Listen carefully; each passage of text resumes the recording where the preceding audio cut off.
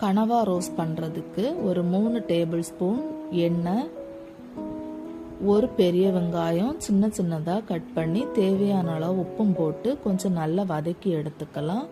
இதில் 1/4 டீஸ்பூன் மஞ்சள் தூள், 1/2 டீஸ்பூன் பெப்பர் தூள், 1/2 டீஸ்பூன் மிளகாய் தூள், 1/4 டீஸ்பூன் கரம் மசாலாவும் போட்டு கொஞ்சம் நல்லா வதக்கி எடுத்துக்கலாம்.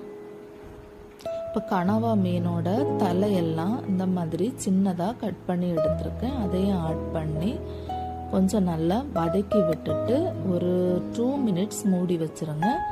மூடி வச்சுட்டு மறுபடியும் ஓப்பன் பண்ணிவிட்டு ஒரு கைப்பிடி அளவு தேங்காய், கொஞ்சம் கருவேப்பிலை கொஞ்சம் வதக்கி விட்டுருங்க.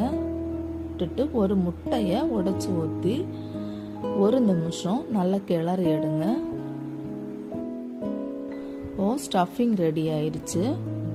இப்போ கனவா மீனை இந்த மாதிரி க்ளீன் பண்ணி வச்சுருக்கேன். இதில் 1 ஸ்பூன் மிளகாய்த்தூள், 1/4 டீஸ்பூன் மஞ்சள் தூள், தேவையான அளவு உப்பும் போட்டு மசாலாலாம் எல்லா இடங்கள்லையும் படுற மாதிரி நல்லா மிக்ஸ் பண்ணி விட்டுருங்க. இந்த மாதிரி மிக்ஸ் பண்ணி எடுத்துருங்க.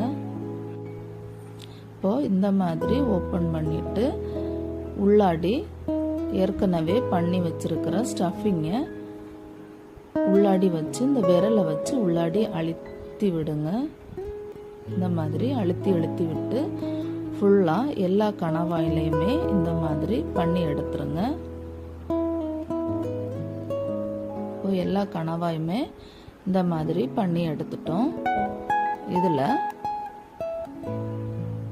ஏதாவது ஒரு குச்சி வச்சு இந்த மாதிரி குத்தி இந்த மாதிரி க்ளோஸ் பண்ணி விடுங்க. அதில் இந்த மாதிரி க்ளோஸ் பண்ணி விடுங்க. இப்போது எல்லாமே ரெடி ஆயிடுச்சு. எண்ணெயில் போட்டு பொரிச்சு எடுத்துடலாம்.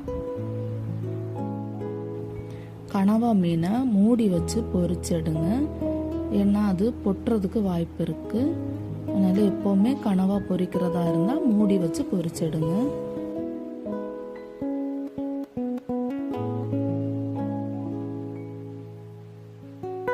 கனவா ரோஸ்ட் ரெடி ஆயிடுச்சு. இப்போ கனவா எல்லாமே வெளியில் எடுத்துடலாம். வெளியில் எடுத்துட்டு